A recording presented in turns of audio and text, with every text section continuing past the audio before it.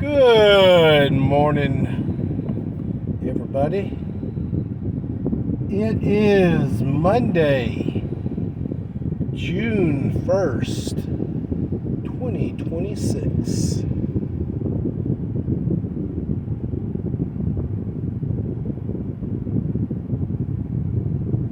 Hot one down here in the Houston area. Little preamble to our summer to come. First day of hurricane season. Yay us. Quick little video today. Need you guys to listen up. Hear me for what I'm saying. In the world of boxing, if a fighter has a bout in which it's, say, a championship match, a current champion versus a possible champion. The possible champion as well as the champion are going to train at their absolute hardest to be ready for this match. They will work their muscles. They will work their footwork. They will improve their speed. They will improve and they will work every hour of every day till the day of the big fight. But let me ask you this.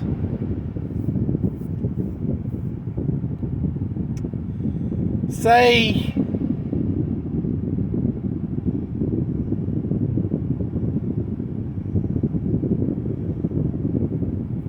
hours before the big fight,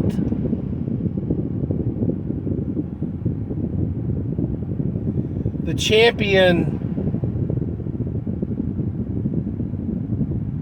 forfeits the match as well as his title to the challenger for whatever reason.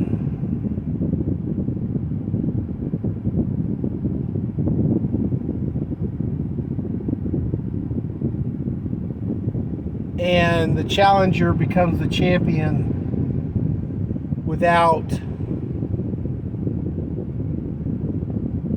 entering the ring. If you had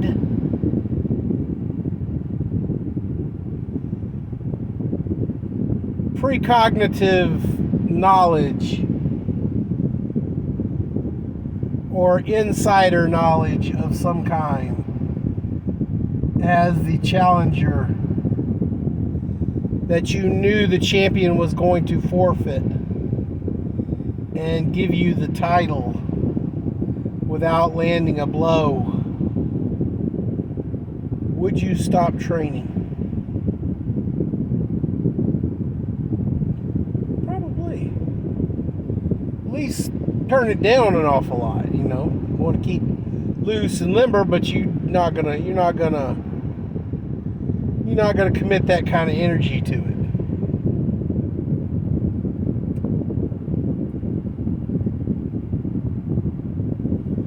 This is the dangers and truly the danger of the misrepresentation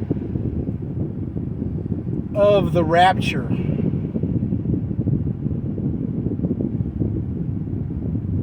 Revelation says, if you be a lukewarm Christian, he will spit you out like bile to the ground.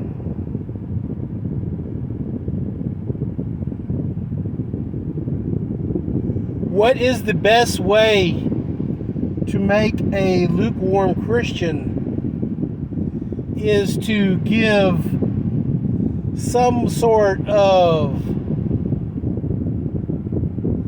get out of jail free card. Oh, if I just this, that, and the other, if I just become a Christian and I just, do my thing and go to church and, shake hands and listen to the word, I won't even have to go into the fight with the devil during tribulation or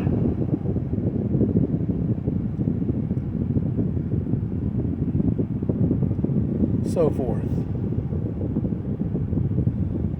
Ladies and gentlemen, boys and girls, we need to be ready. We need to be warriors for God. We need to read the Bible. We need to read every scrap of paper with a link to God. We need to read as much original, ancient, old text, not just the stuff that's created new. And with these devotionals, they motivate us. They soften the blow, and they make things comfortable, and they take the edge off.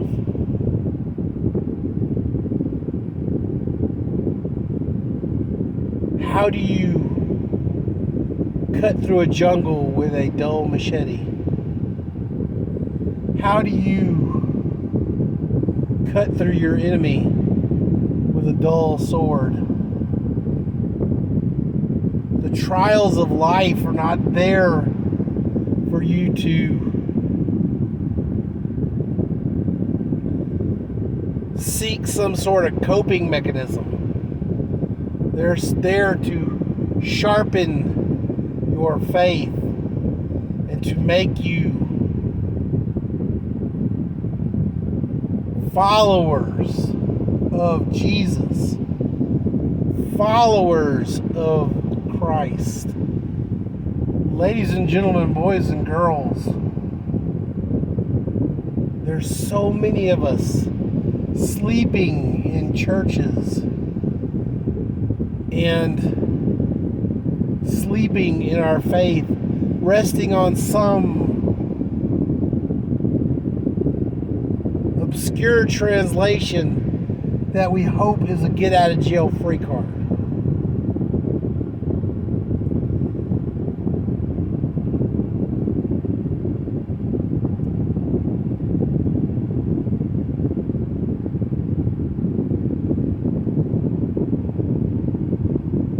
God offered no get out of jail free card to his people when they were in sin and depravity. He conquered Israel and displaced them and sent them to the four corners, guys. God himself allowed that to happen. The war with Satan is a war of truth and deception. God is the Word. The Word.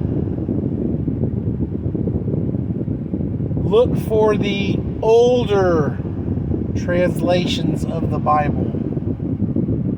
Septuagint, Greek Orthodox, Torah. You want to know God's Word? Don't look for translations. Oh, well, I like the New Age translation of the Bible. It's easier to read. God's Word is not easy. And if you do not take it for its original translation or as close to, you're losing something. Have you ever heard the slogan, something's lost in translation?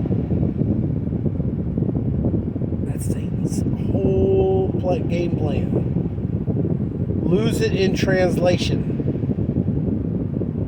And then take them while they're down, while they're sleeping, while they're lukewarm. When they're lukewarm, they're not going to fight. They don't want to fight. They want to sit in their pews and hope for a get out of jail free card. Iron sharpens iron, guys.